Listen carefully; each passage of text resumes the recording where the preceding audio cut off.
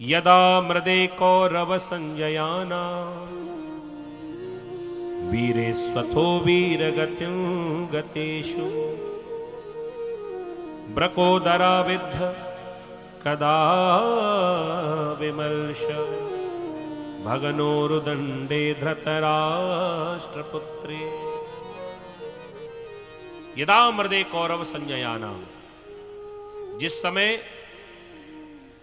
पांडवों का और कौरवों का युद्ध चल रहा था। हालांकि कौरव कोई, पांडव और कौरव कोई अलग अलग नहीं है, एक ही कुल के हैं। जब इनका युद्ध आपस में हुआ, और वो युद्ध भी क्यों हो रहा है हम सब जानते हैं, राज्य के लिए, राजगद्दी का। ये राजगद्दी कैसी है कि भैया भाई भाई में युद्ध करा दे। और इस महाभारत के युद्ध में वीरे स्वतो वीर गतिम गतेषु, बड़े बड़े वीर वीर गति को प्राप्त हो, मारे गए। न जाने कितनी माताओं की गोद सूनी हो गई, और न जाने कितनी सुहागनों का सुहाग उजड़ गया। और इतनी बर्बादी होने के बाद जब दुर्योधन की सेना हारने लगी, ब्रकोदरा विद्ध गदा विमर्श, जब दुर्योधन की सेना हारने लगी सो भीमसेन ने अपनी गदा उठाई और दुर्योधन की जंघाओं पर जाकर प्रहार किया। दोनों जंघाएं टूट गईं। कहीं और प्रहार क्यों नहीं किया? हालांकि गदा युद्ध का नियम भी यह है कि कमर के नीचे प्रहार निषेध है, लेकिन वो कथा और लंबी है, हम सब जानते हैं। जिस समय भरी सभा में द्रौपदी के लिए कहा था कि दुशासन, ये द्रौपदी की साड़ी को खींचकर निर्वस्त्र करके मेरी जंघा पर बिठा दो, उसी समय भीमसेन ने प्रतिज्ञा की थी कि एक दिन वो आएगा जब तेरी जंघाओं को मैं अपनी गदाओं से तोड़ूंगा। अच्छा, इसके पीछे एक कथा और भी छुपी हुई है, हरि अनंत हरि कथा अनंता। ये भी कथा आप लोगों को मालूम होगी कि दुर्योधन का पूरा शरीर वज्र का है, मात्र ये जंघा का क्षेत्र ही तो ऐसा था जो कमजोर था। तो जैसे ही जंघा पर प्रहार किया, धड़ाम से नीचे पृथ्वी पर गिरा, लेकिन मरा नहीं, क्योंकि इसे वरदान है कि सुख और दुख जब बराबर स्थिति में होंगे तो ही प्राण निकलेंगे। भगनोरुदंडे धृतराष्ट्र पुत्रे, जब ये दुर्योधन रोने लगा, जितने भी सैनिक थे सब हार मान गए। सूर्यास्त हुआ, भगवान को लगा कि समय सही है, और उसी समय द्वारिकाधीश ने अपना विजय का शंखनाद कर दिया और घोषणा हो गई कि महाभारत के युद्ध में पांडवों की विजय हो चुकी है। अब तो बेचारा दुर्योधन और ज्यादा दुखी हुआ। पांडव तो प्रसन्न हो गए, जश्न मनाने लगे, और वहां युद्ध भूमि में पड़ा हुआ दुर्योधन रोने लगा। रात्रि का समय था, पांडव अपने शिविर में जाकर खुशियां मना रहे हैं, और इधर दुर्योधन के पास इनके गुरु का बेटा द्रोणाचार्य का पुत्र अश्वत्थामा पहुंचा, और अश्वत्थामा ने जाकर पूछा दुर्योधन से, मित्र तुम्हारा कष्ट अभी मैं समझ सकता हूं, लेकिन फिर भी रोना अच्छी बात नहीं। हम क्षत्रिय हैं और युद्ध हमारा काम है, और युद्ध में हार जीत तो लगी रहती है। कोई बात नहीं, अब मैं तुमसे कहता हूं, मैं तुम्हारे गुरु का बेटा भी हूं और मित्र भी हूं, तो चाहे जैसे भी समझो, अपना मित्र समझो, अपने गुरु का बेटा समझो, भाई समझो, जो भी समझना है समझ लो, लेकिन मैं इतना कहता हूं कि रोना धोना बंद करो। मैं जानता हूं कि तुम्हारे भाइयों की मृत्यु पर तुमको कष्ट हो रहा होगा, अथवा तुम्हारी युद्ध में हार हो गई है इसलिए तुम्हें कष्ट हो रहा होगा, लेकिन अब जो होना था वो हो चुका है, रोना बंद करो। दुर्योधन ने कहा, अश्वत्थामा, ये मेरे रोने के कारण नहीं है, भाइयों की मृत्यु पर नहीं रोता हूं, युद्ध में हार गया हूं इसलिए भी नहीं रोता हूं, तो रोते क्यों हो? दुर्योधन का उत्तर सुन लो।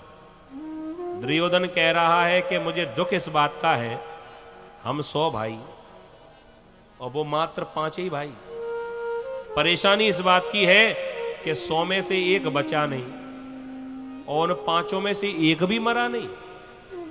थोड़ा बहुत नुकसान तो हो जाता उनका, एक ही मर जाता कम से कम, लेकिन वो 5 की 5 जिंदा हैं और 99 समाप्त हो गए। मेरा भरोसा नहीं, कभी भी जा सकता। अंतिम सांसें गिन रहा हूं, बस कष्ट इस बात का है। कुल मिलाकर बात यह है, आज के समय में जीव अपना जितने खुद के दुखों से दुखी नहीं है, जितना पड़ोसियों के सुख से दुखी है। प्रेम से बोलो राधे राधे। ये पड़ोसी इतना प्रसन्न क्यों है? बड़ी समस्या है जी। और दूसरों की खुशियों को देखकर जो जलन करे वो दुर्योधन ही तो है। दुर्योधन कहने लगा, मित्र मैं तुमसे प्रार्थना करता हूं, मर तो रहा हूं लेकिन मरते मरते चैन की सांस लेना चाहता हूं। क्या तुम मेरा इतना काम नहीं करोगे? क्या करना है? कह दिया, इन 5 में से एक मर जाए, बस एक का कटा हुआ सिर देखना चाहता हूं। कम से कम मरूंगा तो चैन से मरूंगा। अश्वत्थामा विचार करने लगा, जो काम हमारे पिताजी नहीं कर पाए तो मैं क्या करूंगा। लेकिन फिर भी कह दिया, मैं प्रयास करता हूं, चिंता मत करो। तुम एक को मारने की बात करते हो, मैं 5 के सिर काट लाऊं तो कैसा रहेगा? दुर्योधन कहने लगा, भैया फिर तो समझ लो कि अगले सेनापति तुम ही हो, मैं तुम्हें ही सेनापति बना दूं।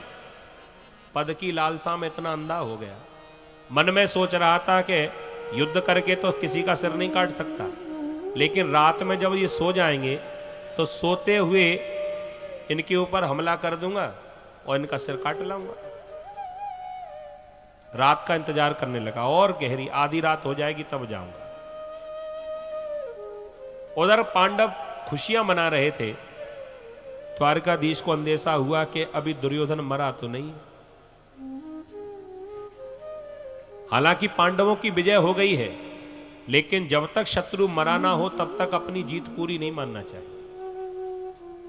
आज द्वारकाधीश ने ऐसी बात कही, देखो राजनीति सीखनी है तो द्वारकाधीश से सीखो, इनसे बड़ा राजनीतिज्ञ कोई नहीं हो सकता। द्वारकाधीश ने कहा, अर्जुन ज्यादा प्रसन्न मत हो, तुम्हारा शत्रु भी घायल है, मरा नहीं है, और घायल शत्रु ज्यादा खतरनाक होता है, इसलिए होश में आओ। अब कहां जा रहे हो? अर्जुन ने कहा, इतने दिन हो गए युद्ध करते करते, अब तो चैन से पैर पसार कर सोएंगे। कहां सोओगे? कह दिया, जहां रोज सोते हैं। बिल्कुल नहीं जाओगे। इतनी बड़ी युद्ध में तुम्हारी जीत हुई है और सबको मालूम है कि तुम्हारा शिविर कौन सा है, और शत्रु की चाल का पता नहीं, कहीं कोई खतरा हो जाए, कोई हमला हो जाए, क्या करोगे? इसलिए कुछ समय के लिए तुम ऐसे गायब हो जाओ, किसी को मिलो ही ना, चलो हमारे साथ। किसी व्यक्ति की ऐसी जीत हो जाए तो भगवान कहते हैं, जहां रोज जाते हो वहां उस दिन मत जाना, जहां रोज सोते हो वहां उस दिन मत सोना। भगवान अर्जुन के साथ में और भी पांडव 5 को लेकर अज्ञात क्षेत्र में गए, और उधर द्रौपदी अपने पति से मिलने के लिए पांडवों के शिविर में पहुंची, और संग में 5 बेटा भी आए। ये 5 अपने पिताओं से मिलने के लिए आए हैं, लेकिन आज पिता का शिविर खाली है। कहां गए मालूम नहीं। द्रौपदी ने कहा, तो एक काम करो बेटा, अब कल अपने पिता का दर्शन करना। छोटे छोटे बालक जिद करने लगे, नहीं नहीं मैया, हम इंतजार करेंगे, लेकिन हम पिता से मिलके ही जाएंगे। द्रौपदी ने कहा कि अब समय बहुत हो गया बेटा, रात हो गई है, सोना नहीं है। कह दिया, हम यहीं सो जाएंगे। चलो ठीक है। द्रौपदी को लगा कि अब पिताजी जब आएंगे, पता नहीं कब तक आए, तो तुम जाओ अपने अपने पिता के साथ ही सोना, लोरी सुनाकर पांचों को वहीं सुला गई और द्रौपदी अपने शिविर में जाकर सो गई। पिता तो नहीं आए, रात में हाथ में खड़ग लेकर तलवार लेकर यह अश्वत्थामा आया। अंधेरे में इसे यह होश नहीं रहा कि ये पांडव हैं या पांडवों के पुत्र हैं। ये तो जल्दबाजी में आया, कोई कितना बड़ा ताकतवर क्यों ना हो, लेकिन गलत कार्य करने के लिए जाए तो सभी घबराते हैं। ये भी घबराहट के कारण जब प्रवेश कर गया भीतर, छोटे छोटे बालक लेटे हुए थे। पांडव समझकर उन बालकों की गर्दन पर तलवार चलाई, पांचों को ही मार दिया। फिर सोचा सबूत भी होना चाहिए, तो पांचों पुत्रों के सिर लेकर एक वस्त्र में पोटली सी बनाकर और सीधा पहुंचा युद्ध भूमि में, जहां पर दुर्योधन पड़ा हुआ था। दुर्योधन के सामने पोटली को लाकर डाल दिया और कहा, मित्र प्रसन्न हो जाओ, तुम एक पांडव को मारने की बात करते थे, एक पांडव का कटा हुआ सिर देख रहे थे, देखना चाहते थे, और मैं देखो पांचों के सिर काट के लिया। ये सुनकर तो प्रसन्नता का ठिकाना नहीं रहा, और पोटली खोलकर जब देखा तब सच्चाई का पता चला कि ये तो पांडवों के सिर नहीं, सबसे ऊपर भीमसेन के पुत्र का सिर रखा था। शक्ल तो मिलती जुलती थी, लेकिन हाथ में सिर आते ही समझ गया कि ये भीमसेन का सिर नहीं है। इतना कमजोर सिर, 10,000 हाथियों का बल जिसके भीतर हो, अपने सिर की ठोकर से चट्टान को फोड़ने वाला, और मरने के बाद इसका सिर इतना कमजोर हो जाए कि हाथों में आते आते टूट रहा हो। ये पांडवों के सिर नहीं है। मुझे तो लगता है कि तूने कई पांडवों के धोखे, उनके पुत्रों की हत्या तो नहीं कर दी। पहचान जब की गई तो बात वही सही निकली, ये पांडवों के सिर नहीं है, पुत्रों के सिर है। रोने लगा दुर्योधन, मित्र ये तूने क्या कर दिया? अरे ये तो हमारे वंशज थे, हमारे जाने के बाद यही तो हमारी वंश बेल को आगे बढ़ाते, लेकिन तूने तो हमारी बेल को जड़ से काट दिया। अब हमारे इस कुल में कोई बाकी नहीं है। अरे हमारी शत्रुता तो पांडवों से थी, ये तो उनके बेटा थे, ये तो मेरे भतीजे थे।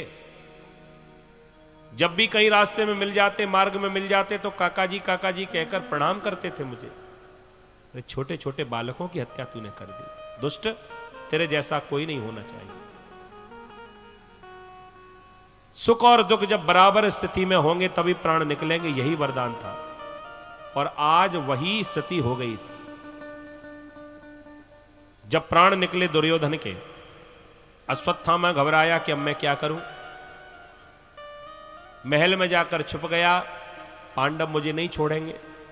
और प्रातःकाल जब द्रौपदी अपने पुत्रों को जगाने के लिए आई, पुत्र पुत्र कहकर आवाज लगा रही थी, लेकिन अब बेटा कहां से खड़े हो। इस बेचारी को तो यह भी नहीं पता कि अब बालक इतनी गहरी नींद सो गए कि जीवन में दोबारा अब जाग नहीं सकते। प्रवेश कर गई शिविर में, वहां जाकर क्या देखा कि रक्त की नदियां चारों ओर बह रही हैं। जहां देखो वहां रक्त ही रक्त है। बेचारी चीख पड़ी, ये क्या हो गया। धड़ाम से पृथ्वी पर जब गिरी, द्वारिकाधीश के कानों तक जब आवाज पहुंची, दौड़े दौड़े आए, पांडव भी पीछे पीछे आए। वहां देखा पांचों बालकों की हत्या हो चुकी है। दुखी हो गए सब। अर्जुन ने जाकर द्रौपदी को संभाला। जब द्रौपदी होश में आई, रोने लगी।